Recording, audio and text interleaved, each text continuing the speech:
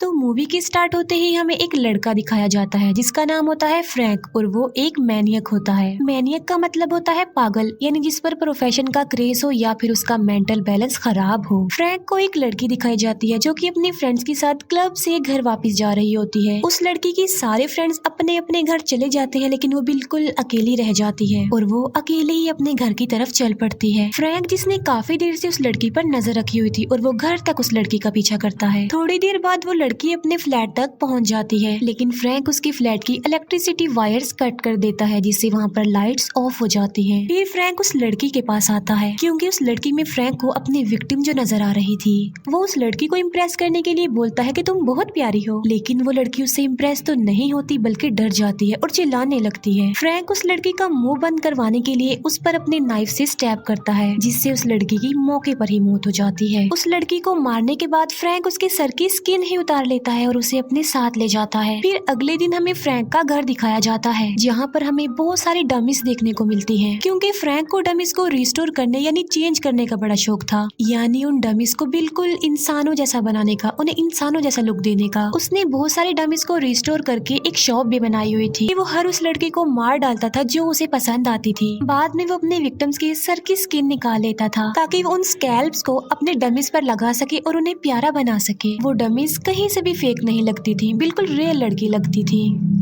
Frank एक website को join कर लेता है जहाँ पर वो एक लड़की से बातचीत करता है। उन दोनों की फ्रेंडशिप हो जाती है और वो फिर मिलने का प्लान बनाते हैं। रात को वो दोनों एक रेस्टोरेंट में मिलते हैं। उस लड़की को फ्रैंक काफी अच्छा लगा था और वो उसे लाइक करने लगी थी। वो लड़की फ्रैंक से पूछती है कि क्या तुम मैरिड हो, जिस पर फ्रैंक कहता है कि जी नहीं, ना तो मैं मैरिड हूँ और ना ही मेरी कोई बेस्ट फ्रेंड है। फ्रैंक का दिल चाहता है कि वो उस लड़की को भी मार डाले और इसीलिए उसे विजन्स आने लगते हैं। वो देखता है कि उस लड़की के सर से खून बह रहा है, उसी जगह से जहाँ से वो अपने विक्टिम्स की स्किन उतारता है। आसपास वहाँ पर जितने भी लोग बैठे हैं वो उसे घूर भी रहे हैं। तभी उसे बहुत ज्यादा हेडेक होने लगता है। वो फौरन वहाँ से भागता है और अपनी मेडिसिन लेता है। मेडिसिन लेकर वो बिल्कुल नॉर्मल हो जाता है। यहाँ पर हमें ये पता चलता है कि फ्रैंक को असल में माइग्रेन था जिसकी वजह से उसे हेडेक होता था और शायद इसी वजह से उसका मेंटल बैलेंस भी खराब था। फिर वो लड़की फ्रैंक को अपने घर ले आती है लेकिन तभी फ्रैंक के अंदर का जानवर जाग जाता है और वो उस लड़की का गला घोटकर उसे मार डालता है। वो उस लड़की की भी सर की स्किन काट लेता है और उसकी स्किन को वो अपने साथ ले जाता है डमी पर लगाने के लिए। घर पहुंचकर वो उस लड़की का स्कैल्प एक डमी पर लगा देता है। वो समझ रहा था कि शायद उसकी वो फ्रेंड, वो लड़की अभी भी जिंदा है। पागलपन में वो उस लड़की को अपनी बाकी विक्टिम से मिलवाता है। फ्रैंक ये नहीं समझता था कि वो मर चुकी हैं, बल्कि वो उन्हें जिंदा ही समझता था। मर्डर्स करने के बाद वो खुद को मिरर में देखता था और मिरर तोड़ देता था क्योंकि वो ऐसा करना तो नहीं चाहता था मगर फिर भी कर देता था। और वो जो कुछ भी करता है यानी ये मर्डर्स करता है, उसे इस बात का खुद पर पछतावा भी था और खुद पर गुस्सा भी था। फिर वो अपने बचपन की एक बात याद करता है कि जब वो कितने प्यार से अपनी मदर के बाल बनाया करता था। दोनों माँ बेटा एक दूसरे को काफी प्यार करते थे, एक दूसरे से काफी अटैच थे। नेक्स्ट डे फ्रैंक देखता है कि कोई लड़की उसकी शॉप के बाहर उसकी बनाई हुई डमीज की पिक्चर्स बना रही है। फ्रैंक शॉप से बाहर आकर उस लड़की से बातें करने लगता है।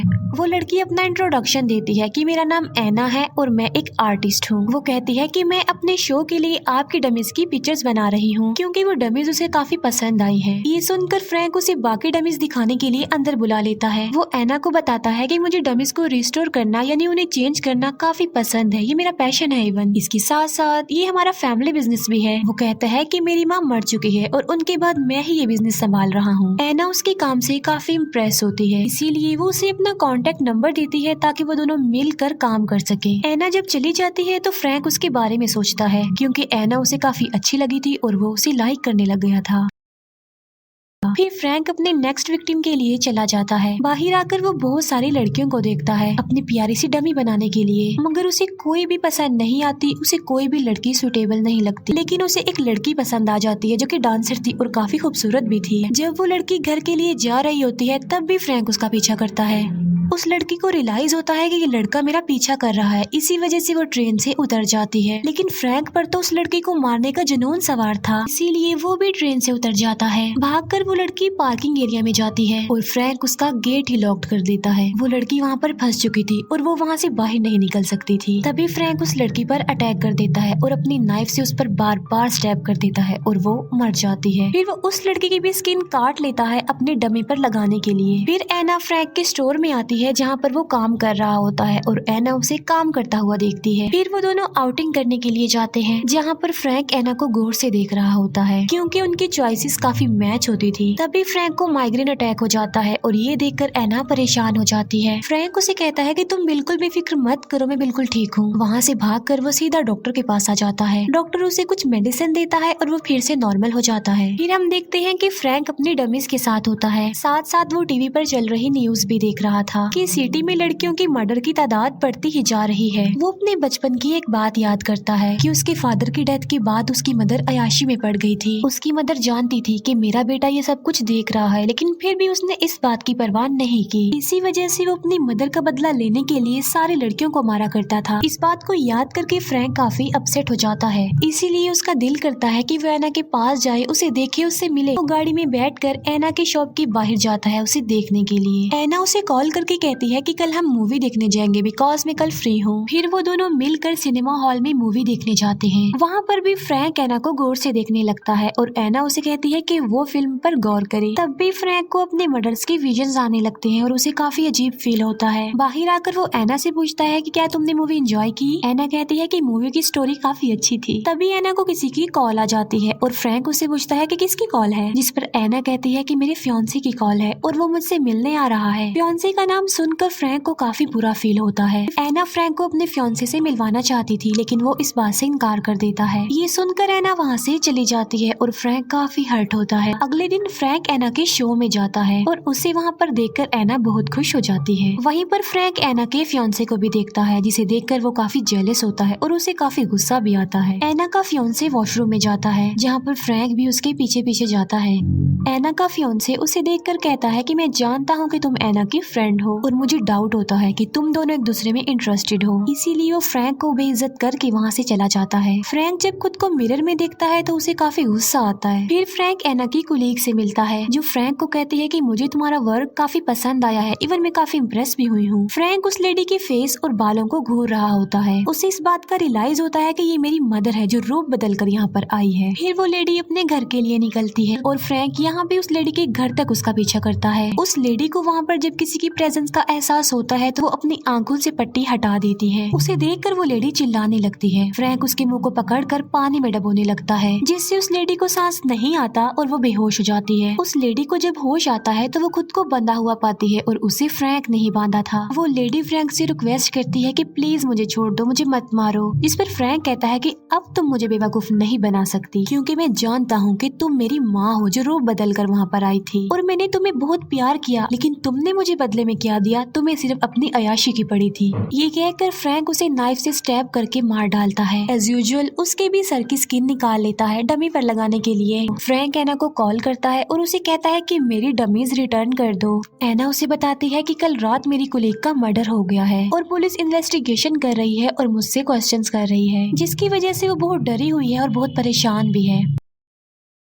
ये सुनकर फ्रैंक कहता है कि मैं अभी आ रहा हूँ तुम्हारे घर तुम्हें रिलैक्स करने के लिए। उस लेडी का स्कैल्प फ्रैंक ने एक डमी पर लगा दिया था और उसे कपड़े भी पहना दिए थे। फ्रैंक जब एना के घर जाता है तो वहाँ पर एक आदमी को देखता है। एना उसे बताती है कि ये मेरा नेबर है। तभी एना का नेबर वहाँ से चला जाता है। इसके बाद फ्रैंक एना से पूछता है कि तुम्हारा फियांसे कहाँ पर है। एना कहती है कि जब मेरे फियांसे को ये पता चला कि मैं मुश्किल में हूँ तो उसने मेरा साथ छोड़ दिया। एना कहती है कि कल रात मुझे मेरी कुलीग के साथ ही रहना चाहिए था, इससे शायद वो बच जाती। वो कहती है कि ये मेरी ही मिस्टेक है कि वो मर गई। फ्रैंक उसे कहता है कि तुम उसकी मौत का रिस्पॉन्सिबल खुद को मत समझो और वो उसे रिलैक्स करता है। फ्रैंक एना को कहता है कि इंसान की बॉडी में सिर्फ बाल ही हैं जो कभी भी नहीं मरते। ये सुनकर एना अपनी कुलीग को मिस करने लगती है और रोने लगती है। फ्रैंक उसे रिलैक्स करने के लिए कहता है कि तुम्हारी कुलीग यहाँ से कुछ दूरी के फासले पर ही तो रहती है, तो फिर तुम्हारी कुलीग ने तुम्हें हेल्प के लिए क्यों नहीं बुलाया। सिटी में और भी बहुत सारे मर्डर्स हुए हैं जिसकी पुलिस इन्वेस्टिगेशन कर रही है, तो क्या तुम उन सबके मर्डर्स का रिस्पॉन्सिबल खुद को कहोगी। ये सुनकर एना समझ जाती है कि फ्रैंक ने ही उसकी कोलीग का मर्डर किया है, तभी तो वो उसके घर का एड्रेस जानता है। तभी एना नाइफ पकड़ती है और उसे कहती है कि वो वहाँ से चला जाए। फ्रैंक एना को काफी समझाने की कोशिश करता है लेकिन एना कुछ भी नहीं समझती। वो फ्रैंक को नाइफ से स्टैब करके खुद वॉशरूम में छुप जाती है और अपने उसी नेबर को आवाज देती है। एना की आवाज सुनकर उसका नेबर वहाँ पर आ जाता है लेकिन फ्रैंक एक बुचर्स नाइफ से उस पर अटैक करके उसे इंजर्ड कर देता है। फ्रैंक एना को कहता है कि वो जल्दी से बाहर आ जाए लेकिन एना बाहर नहीं आती। तभी एना का नेबर उठकर फ्रैंक पर अटैक कर देता है और इस बार तो फ्रैंक उसे जान से ही मार डालता है। फिर फ्रैंक डोर को तोड़ देता है और अंदर चला जाता है। वो एना को दबोच लेता है और उसका गला दबाकर उसे बेहोश कर देता है। फिर वो एना को घर ले जाने के लिए अपनी गाड़ी में रखता है। एना को जब होश आती है तो वो एक डमी की हाथ से फ्रैंक पर स्टैब करती है और वहाँ से भागने लगती है। तब फ्रैंक जख्मी हालत में ही उसका पीछा करता है। एना एक गाड़ी को रोक लेती है और उससे हेल्प मांगती है और वो ड्राइवर एना को गाड़ी में बिठा लेता है। ड्राइवर जब फ्रैंक को खून में भरा हुआ देखता है तो वो उसे ठोक कर आगे बढ़ता है, लेकिन उनकी कार कंट्रोल से बाहर हो जाती है और उनका एक्सीडेंट हो जाता है, जिससे ड्राइवर और एना दोनों ही इंजर्ड हो जाते हैं काफी। एना जो कि बहुत ज्यादा इंजर्ड होती है और फ्रैंक एना के पास आ जाता है। वो एना को कहता है कि मैं तुमसे बहुत प्यार करता हूँ और मैं तुम्हें बहुत चाहता हूँ। ये कहते ही फ्रैंक अपने रेजर से एना की सर की स्किन निकाल लेता है अपने डमी पर लगाने के लिए और घर ले जाकर उसे एक प्यारी सी डमी पर लगाता है ताकि वो डमी एना के रूप में हमेशा उसके साथ रहे। एना की डमी को वो ब्राइडल ड्रेस पहनाता है और उसे एक रिंग भी पहनाता है, ये सोचकर कि अब उन दोनों की शादी हो चुकी है। तभी उसे हेल्यूसिनेशंस होती हैं कि उसकी सारी विक्टिम्स उसका मजाक बना रही हैं, उस पर हंस रही हैं। उसकी सारी विक्टिम्स फ्रैंक पर अटैक करके उसे भी डमी बना देती हैं और वो मर जाता है। यहाँ सच में फ्रैंक के जहन ने उसे डमी बना दिया। थोड़ी देर बाद वहाँ पर एक टीम आती है और फ्रैंक को मरा हुआ पाती है। फ्रैंक के खात्मे के साथ ही ये मूवी यहीं पर एंड हो जाती है। Thank you.